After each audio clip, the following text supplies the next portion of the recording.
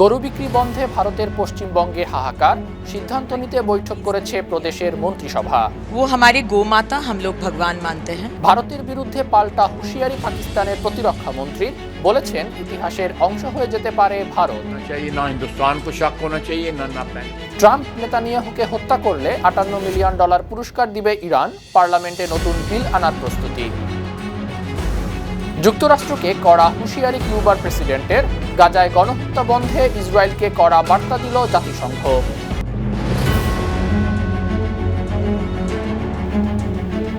শুনছিলেন সংবাদ শিরোনাম। সবাইকে স্বাগত জানাচ্ছি বিশ্বজুড়ে প্রতিদিনে। বিশ্বের বিভিন্ন প্রান্তের সবশেষ তথ্য জানাতে আপনাদের সঙ্গে আছি আমি ইকবাল মাহমুদ অনিক। ভারতের পশ্চিমবঙ্গে রাজ্য সরকারের নতুন নির্দেশনার কারণে ঈদুল আজহার আগে গরু কেনাবেচা কমে গেছে। এতে বিপাকে পড়েছেন গরু মোটাতাজাকরণ খামারিরা। দীর্ঘদিন গরু লালন পালন করে বিক্রি না হওয়ায় তারা হতাশ। সমস্যা সমাধানে সোমবার বৈঠক করেছে পশ্চিমবঙ্গের নতুন সরকারের মন্ত্রিসভা। বৈঠকের পর এ বিষয়ে পশ্চিমবঙ্গের নারী ও শিশু কল্যাণ মন্ত্রী অগ্নিমিত্র পাল বলেছেন, পুরো পরিস্থিতি মুখ্যমন্ত্রী শুভেন্দু অধিকারী নিজে পর্যবেক্ষণ করছেন। শিগগিরই এ বিষয়ে নতুন সিদ্ধান্ত হবে। উল্লেখ্য, সম্প্রতি রাজ্য সরকার নির্দেশনা জারি করেছে, অনুমতি ছাড়া গরু ও মহিষ জবাই করা যাবে না। এই কারণে রাজ্যে কমে গেছে গরু বেচাকেনা। हमारे बंगाल के जो 1950s का जो नियम है वो हमारी गौ माता हम लोग भगवान मानते हैं। ইমাম, মুয়াজ্জিন ও পুরোহিতদের ভাতা বন্ধের সিদ্ধান্ত নিয়েছে ভারতের পশ্চিমবঙ্গ রাজ্য সরকার। সোমবার শুভেন্দু অধিকারীর নেতৃত্বাধীন সরকারের প্রথম মন্ত্রিসভার বৈঠকে এ সিদ্ধান্ত হয়। সরকার জানিয়েছে, আগামী জুন মাস থেকে ধর্মীয় ব্যক্তিত্বদের সব ভাতা বন্ধ থাকবে। পাশাপাশি পিছিয়ে পড়া জনগোষ্ঠীর কিছু বিশেষ সুবিধাও বাতিল করা হয়েছে। পরে আলাদা কোটার মাধ্যমে নতুন ব্যবস্থা চালু করা হবে। সাবেক মুখ্যমন্ত্রী মমতা ব্যানার্জির সরকার 2012 সালে ইমামদের জন্য মাসিক ভাতা চালু করেন। পরে মুয়াজ্জিনদেরও একই সুবিধা দেয়া হয়। এছাড়া 2020 সালে পুরোহিতদের জন্য মাসিক ভাতা চালু করা হয়েছিল। পাকিস্তানের প্রতিরক্ষা মন্ত্রী খাজা আসিফ বলেছেন, ভবিষ্যতে ভারত পাকিস্তানের বিরুদ্ধে কোনো দুঃসাহসিক পদক্ষেপ নিলে দিল্লির মানচিত্র ও ভূগোল বদলে যেতে পারে।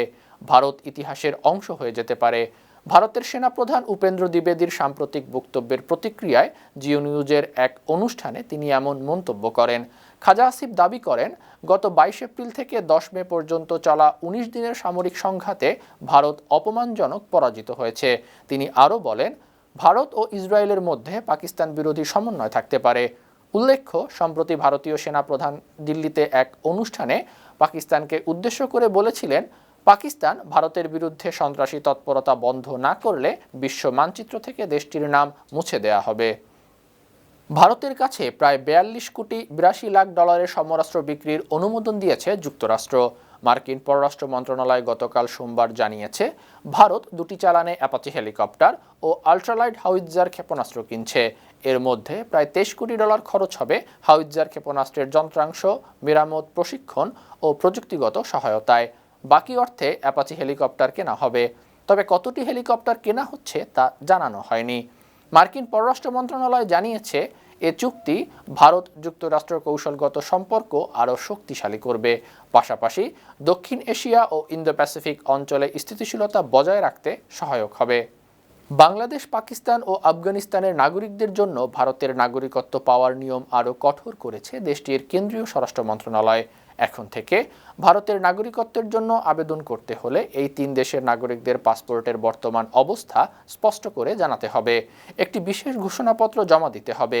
2009 সালের নাগরিকত্ব বিধি সংশোধন করে ভারতের স্বরাষ্ট্র মন্ত্রণালয় সম্প্রতি এ সংক্রান্ত একটি নতুন বিজ্ঞপ্তি জারি করেছে। নতুন নিয়ম অনুযায়ী ভারতের নাগরিক হতে ইচ্ছুক কোনো বাংলাদেশি, পাকিস্তানি বা আফগান নাগরিকরা নিজ দেশের পাসপোর্ট রাখতে পারবে না। নাগরিকত্ব পাওয়ার 15 দিনের মধ্যে আবেদনকারীর পাসপোর্টটি ডাক বিভাগের সংশ্লিষ্ট সিনিয়র সুপার বা সুপারের কাছে জমা দিতে হবে। অস্ট্রেলিয়ার সিডনির দক্ষিণ পশ্চিমাঞ্চলীয় ক্যাম্পবেল টাউনের এক বাড়িতে 46 বছর বয়সী এক নারী এবং তার 12 ও 4 বছর বয়সী 2 সন্তানের রক্তাক্ত মরদেহ উদ্ধার করেছে পুলিশ। সোমবার স্থানীয় সময় রাত 8টার কিছু আগে রেমন্ড এভিনিউর ওই বাড়ি থেকে মরদেহগুলো উদ্ধার করা হয়। এ সময় ঘটনাস্থল থেকেই অভিযুক্ত বাংলাদেশি বংশোদ্ভূত সুমন আহমেদ নামে একজনকে আটক করা হয়। পুলিশ ধারণা করছে, সুমন এসব হত্যাকাণ্ড ঘটিয়েছে। অভিযুক্ত ব্যক্তি এবং ভুক্তভোগীরা বাংলাদেশি বংশোদ্ভূত। তারা বেশ কয়েক বছর ধরে ওই এলাকায় বসবাস করছিলেন। মার্কিন প্রেসিডেন্ট ডোনাল্ড ট্রাম্প ও ইসরায়েলের প্রধানমন্ত্রী বেনিয়ামিন নেতানিয়াহুকে হত্যা করতে পারলে প্রায় ৫ কোটি ইউরো পুরস্কার দিবে ইরান। এই ঘোষণা দিতে ইরানের পার্লামেন্টে নতুন বিল আনার প্রস্তুতি চলছে। আন্তর্জাতিক সংবাদ মাধ্যম ইরান ওয়্যার এবং যুক্তরাজ্যের গণমাধ্যম দ্য টেলিগ্রাফের প্রতিবেদনে এই চাঞ্চল্যকর তথ্য জানা গেছে।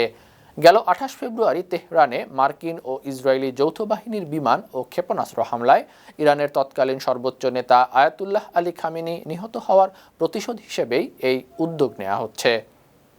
ইরানে মঙ্গলবার নতুন করে হামলার দিন নির্ধারণ করা হয়েছিল, তবে উপসাগরীয় কয়েকটি দেশের অনুরোধে সেই পরিকল্পনা স্থগিত করা হয়েছে।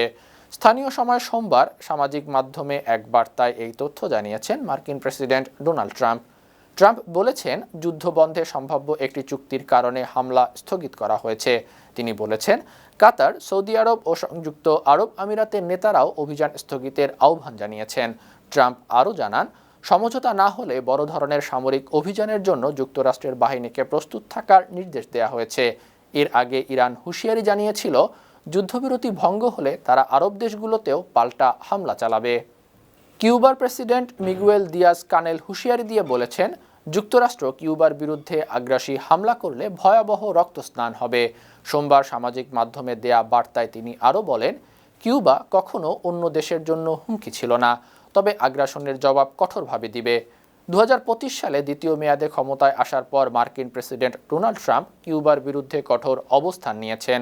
সম্প্রতি কিউবার বিরুদ্ধে জ্বালানি নিষেধাজ্ঞা আরোপের কারণে দেশটিতে তীব্র জ্বালানি সংকট দেখা দিয়েছে। এদিকে মার্কিন সংবাদ মাধ্যম জানিয়েছে, কিউবা রাশিয়া ও ইরান থেকে সামরিক ড্রোন কিনছে। এরপরই যুক্তরাষ্ট্র কিউবার গোয়েন্দা সংস্থা ও কয়েকজন শীর্ষ কর্মকর্তার ওপর নিষেধাজ্ঞা আরোপ করে। চীন সফরে গেছেন রাশিয়ার প্রেসিডেন্ট ভ্লাদিমির পুতিন। সফরকালে তিনি চীনের নেতা শি জিনপিং এর সঙ্গে বৈঠক করবেন। সেখানে আন্তর্জাতিক ও আঞ্চলিক বিভিন্ন ইস্যু নিয়ে আলোচনা হওয়ার কথা রয়েছে। মার্কিন প্রেসিডেন্ট ডোনাল্ড ট্রাম্পের সাম্প্রতিক সফরের পর পুতিন শি বৈঠককে বিশেষ গুরুত্ব দেওয়া হচ্ছে। বিশ্লেষকরা বলছেন, এই সফরের মাধ্যমে চীন ও রাশিয়ার ঘনিষ্ঠ সম্পর্কের বার্তা জানান দেওয়া হবে। ক্রেমলিন জানিয়েছে, দুই নেতা কৌশলগত অংশীদারিত্ব আরও জোরদার করার উপায় নিয়ে আলোচনা করবেন। সফর শেষে দুই দেশের মধ্যে একটি যৌথ ঘোষণাপত্রে স্বাক্ষর হতে পারে। গাজায় গণহত্যা এবং অধিকৃত পশ্চিম তীরে জাতিগত নিধনের অভিযোগে ইসরায়েলকে কঠোরভাবে সতর্ক করেছে জাতিসংঘ। সোমবার জাতিসংঘের মানবাধিকার দপ্তরের প্রতিবেদনে এ সতর্কতা জানিয়ে গণহত্যা বন্ধের আহ্বান জানানো হয়। প্রতিবেদনে বলা হয়েছে, ২০২৫ সালের মে পর্যন্ত গাজায় ইসরায়েলি সামরিক অভিযান আন্তর্জাতিক মানবিক আইন লঙ্ঘন করেছে। অনেক ঘটনা যুদ্ধাপরাধ ও মানবতাবিরোধী অপরাধের পর্যায়ে পড়ে। জাতিসংঘ এবং আন্তর্জাতিক গণহত্যা গবেষক সংস্থার যৌথ বিশ্লেষণে দাবি করা হয়েছে, গাজায় ইসরায়েলের অভিযান গণহত্যার শামিল। গাজার স্বাস্থ্য মন্ত্রণালয় জানিয়েছে, ইসরায়েলি বাহিনীর হামলায় প্রায় ৭৩,০০০ ফিলিস্তিনি নিহত হয়েছেন। আমেরিকার ক্যালিফোর্নিয়ায় স্যান ডিয়াগো শহরের একটি ইসলামিক সেন্টারের মসজিদে দুই কিশোরের বন্দুক হামলায় নিরাপত্তা কর্মী সহ ৩ জন নিহত হয়েছেন। পরে হামলাকারী দুই কিশোরের মরদেহ উদ্ধার করেছে পুলিশ। পুলিশ ধারণা করছে হামলাকারীরা নিজেদের অস্ত্র দিয়েই আত্মহত্যা করেছে। হামলাকারীদের বয়স ১৭ ও ১৯ বছর। স্থানীয় সময় সোমবার দুপুরে হামলার সময় ইসলামিক স্কুলটিতে ক্লাস চলছিল, তবে কোনো শিশু হতাহত হয়নি। স্যান ডিয়াগোর পুলিশ কর্মকর্তা স্কট ওয়াল জানিয়েছেন, প্রাথমিকভাবে ধারণা করা হচ্ছে মুসলিম বিদ্বেষ থেকেই এই হামলা হয়েছে। এই ঘটনাকে ভয়াবহ পরিস্থিতি বলে বর্ণনা করেছেন মার্কিন প্রেসিডেন্ট ডোনাল্ড ট্রাম্প। সুপ্রিয় দর্শক, এই ছিল আজকের বিশ্বজুড়ে প্রতিদিনের আয়োজনে। দেশ বিদেশের বিভিন্ন খবর নিয়ে আবারও আপনাদের সামনে হাজির হব। সেই পর্যন্ত ভালো থাকুন, সুস্থ থাকুন, ৫২ টিভির সঙ্গেই থাকুন। ধন্যবাদ।